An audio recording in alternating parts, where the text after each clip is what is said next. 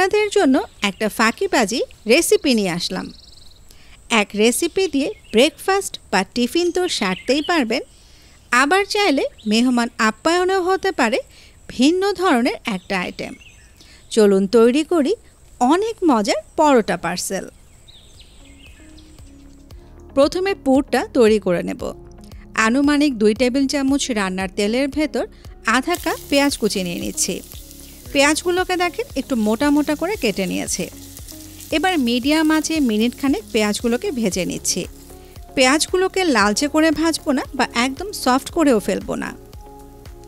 নিয়ে নিলাম 1 কাপ কিমা, আধা চা চামচ লবণ, গুঁড়ি মশলাগুলো নিয়ে নিচ্ছি।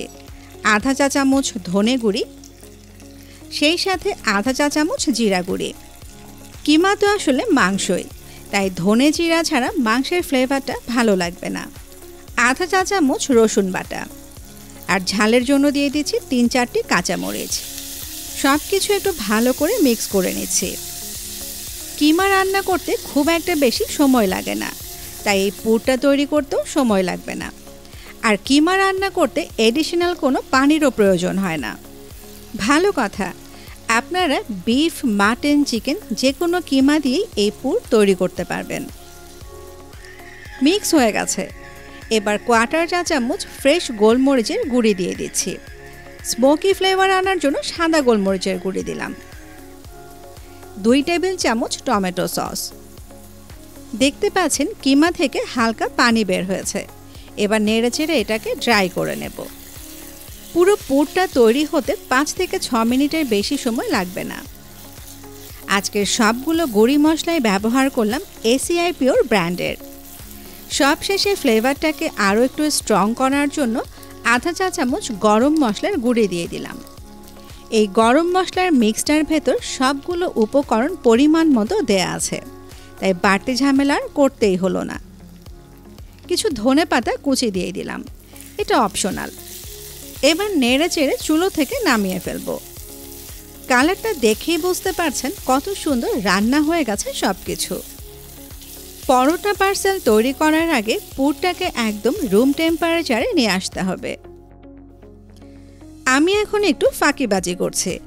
এই পরোটা পার্সেলটা তৈরি করছি রেডিমেড পরোটা দিয়ে।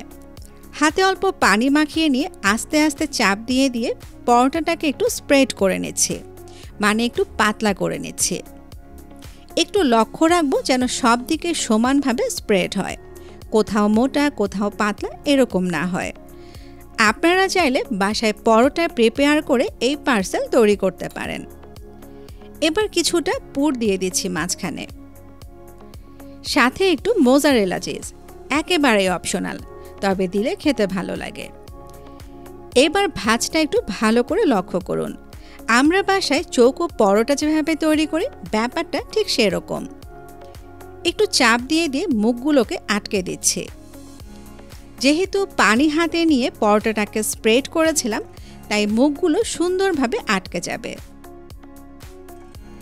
আর সাইডগুলো একটু চেপে দেবেন যেন ভেতরে কোনো বাতাস না থাকে, ঠিক আমি যেরকমটা করলাম। ফোল্ডিংটা বুঝলেন তো কিভাবে করলাম? না বুঝলে ভিডিওটা টেনে রিপিট করে নেবেন। তৈরি হয়ে গেল পরোটা পার্সেল। এভাবেও ভাজতে পারেন, আবার চাইলে আমার মতো একটু ডিজাইনও করতে পারেন। এবার একটা কাঁটা চামচ দিয়ে সুন্দর করে সাইডে একটু ডিজাইন করে দিচ্ছি। খুবই সিম্পল। এই ডিজাইনটা করার আরও একটা সুবিধা হলো সাইডের মুখগুলো ভালোভাবে সিল হয়ে গেল, খুলে যাওয়ার আর কোনো ভয় থাকলো না।